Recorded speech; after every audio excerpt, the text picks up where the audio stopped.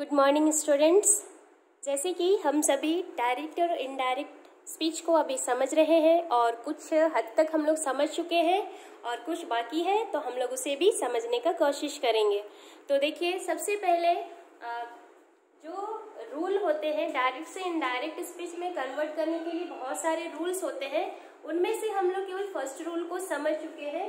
Last class में मैंने आपको सेंटेंस बताया था, सेंटेंस में असर्टिव सेंटेंस में क्या क्या रूल फॉलो किए जाते हैं। तो जैसे कि आपको बताया गया था कि सेंटेंस के 5 काइंड्स है। कहीं पे जनरली 4 काइंड्स ही देखा जाता है, पर हम लोग अभी देखेंगे 5 काइंड्स के सेंटेंस में कौन कौन सा रूल फॉलो किया जाता है। तो देखिए, फर्स्ट काइंड हमने समझ लिया है और मैं उम्मीद करती हूँ कि आपको बहुत अच्छे से समझ में आ गया होगा।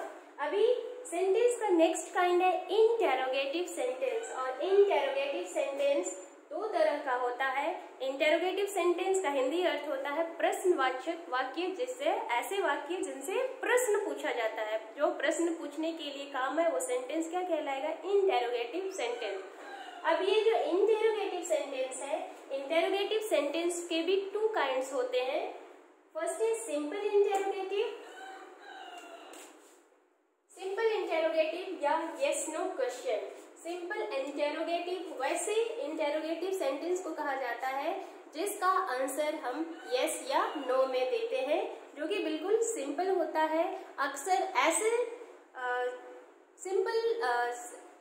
सिंपल इंटेरोगेटिव हमेशा हेल्पिंग वर्ब से शुरू होते हैं, जिसको यस नो क्वेश्चन भी कहा जाता है, जिसका आंसर हम यस या नो में देते हैं। जैसे कि हम कह सकते हैं, आर यू ए प्लेयर? क्या तुम एक खिलाड़ी हो? यदि वो खिलाड़ी है तो रिप्लाई क्या करेगा? Yes I am a player. यदि वो खिलाड़ी नहीं है तो यही रिप्लाई करेगा, no I am not a player. तो इस तरह से जब भी कोई भी क्वेश्चन जिसका आंसर यस या नो में दिया जाता है वो कहलाता है यस नो इंटेरोगेटिव या सिंपल इंटेरोगेटिव। और WH इंटेरोगेटिव, जो कि WH से शुरू होता है, जैसे who are you, what are you doing, when do you get up. तो ये सभी इंटेरोगेटिव किसमें आएंगे? WH इंटेरोगेटिव सेंटेंस में। तो सबसे पहले अभी हम लोग यस नो इंटेरोगेटिव में कौन कौन सा इंस्ट्रक्शन फॉलो किया जाता है डायरेक्ट से इनडायरेक्ट स्पीच में कन्वर्ट करने के लिए, उसको हम लोग समझेंगे। तो देखिए, रूल फर्स्ट कहता है, इंस्ट्रक्शन फर्स्ट कहता है, reporting verb is change into ask और आस्क। तो सबसे पहले आपको बताया गया था कि जब मैं डायरेक्ट इनडायरेक्ट स्पीच का इंट्रोडक्शन दे रही थी, उसी समय मैंने बताया था कि रिपोर्टिंग वर्ब किसे कहा जाता है और रिपोर्टेड स्पीच किसे कहा जाता है। तो बार बार आपको बताने की जरूरत नहीं है, आप समझ चुके हैं। तो देखिए, यहाँ पे रिपोर्टिंग वर्ब जो कहता है, पहला इंस्ट्रक्शन कहता है reporting verb is change into ask और आस्क। रिपोर्टिंग वर्ब किस में चेंज हो जाएगा? आस्क में या आस्क में। यदि वो प्रेजेंट टेंस है तो प्रेजेंट टेंस रहा, तो जैसे कि से रहा, तो से की जगह में हम क्या कहेंगे? आस्क कहेंगे। अगर सेट रहा तो वहां पे कहेंगे आस्क। तो फर्स्ट रूल है रिपोर्टिंग वर्ब चेंज हो जाएगा किसमें? आस्क और आस्क में।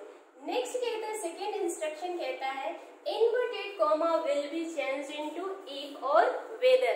तो इंटेरोगेटिव सेंटेंस में जो कोमा है, इन्वर्टेड कोमा, वो किस में चेंज होगा? इफ और वेदर में। आप इफ भी लिख सकते हैं, वेदर, दोनों का अर्थ होता है यदि। नेक्स्ट इंस्ट्रक्शन कहता है interrogative sentence will be changed into assertive sentence और स्टेटमेंट। तो असर्टिव सेंटेंस का फॉर्मेशन क्या होता है? पहले सब्जेक्ट आता है, सब्जेक्ट के बाद वर्ब आता है, वर्ब के बाद ऑब्जेक्ट आता है। लेकिन इंटेरोगेटिव सेंटेंस में वर्ब पहले होता है, सब्जेक्ट बाद में होता है। तो उसको हमें क्या करना है? उल्टा कर देना है, मतलब असर्टिव सेंटेंस में करना है।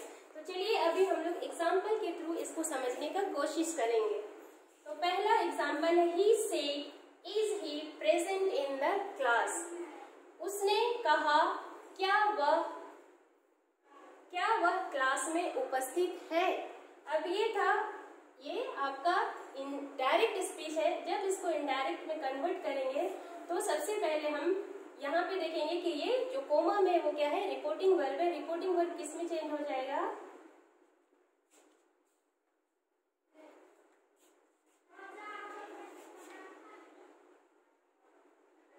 से किस में चेंज हो जाएगा? क्योंकि ये पास्ट है इसलिए आस्क्ड होगा। सी आस्क्ड। अब अब इन्वर्टेड कॉमा हटाने के लिए हमें क्या लगाना है, इफ और वेदर, हम कोई भी यूज कर सकते हैं। सी आस्क्ड इफ, अब यहाँ पे देखिए ये जो क्वेश्चन सेंटेंस है पहले वर्ब है फिर सब्जेक्ट है, तो इसको किसमें चेंज करना है, असर्टिव सेंटेंस में।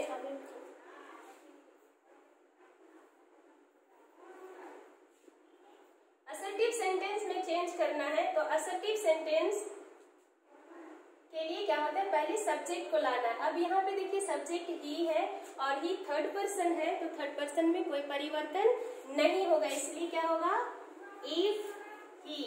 अब यहाँ पे देखिए इज है, प्रेजेंट टेंस में है, तो ये किसमें चेंज हो जाएगा, पास्ट टेंस में, सिंपल पास्ट टेंस में, तो he was present in the class. She asked if he was present in the class. ये असर्टिव सेंटेंस में चेंज हुआ, इसलिए इसके अंत में क्या लगाएंगे, फुल स्टॉप लगाएंगे।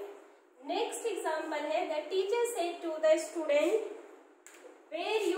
वर यू एब्सेंट यस्टरडे। टीचर ने स्टूडेंट से कहा क्या तुम कल अनुपस्थित थे।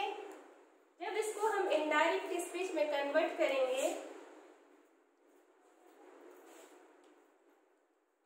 तो यहाँ पे teacher said to the student क्या होगा, द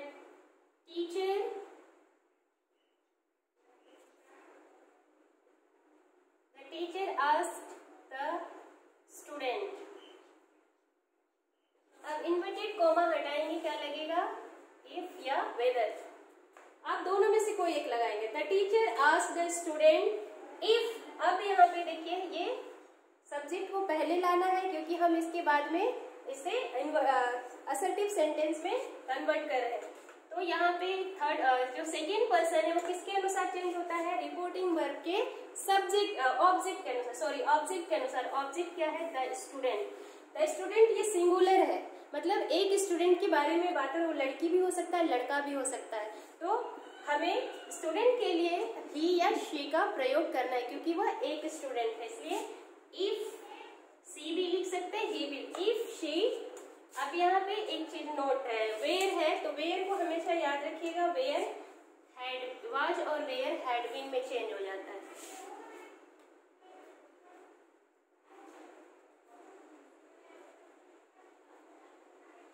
याद रखेंगे, वाज वेयर हैड बीन में चेंज हो जाता है।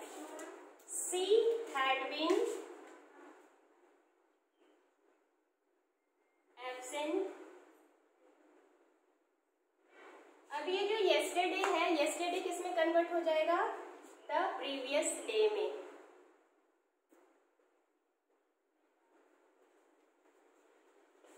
The teacher asked the student if she had been absent the previous day। तो ये आपका इंटेरोगेटिव है, यहाँ लास्ट में फुल स्टॉप, क्योंकि सॉरी यहाँ पे क्वेश्चन मार्क है क्योंकि ये क्वेश्चन सेंटेंस है, लेकिन जब वो असर्टिव में चेंज हो जाता है तो किससे अंत होता है, उसका फुल स्टॉप से अंत होता है। तो ये था आपका डायरेक्ट से इनडायरेक्ट स्पीच में कन्वर्ट करने के लिए सिंपल इंटेरोगेटिव में कौन सा इंस्ट्रक्शन फॉलो किया जाता है। मैं उम्मीद करती हूँ कि आपको समझ में आ गया होगा। आप इस तरह का एक्सरसाइज आपके बुक में बहुत सारे हैं, आप वो बना सकते हैं।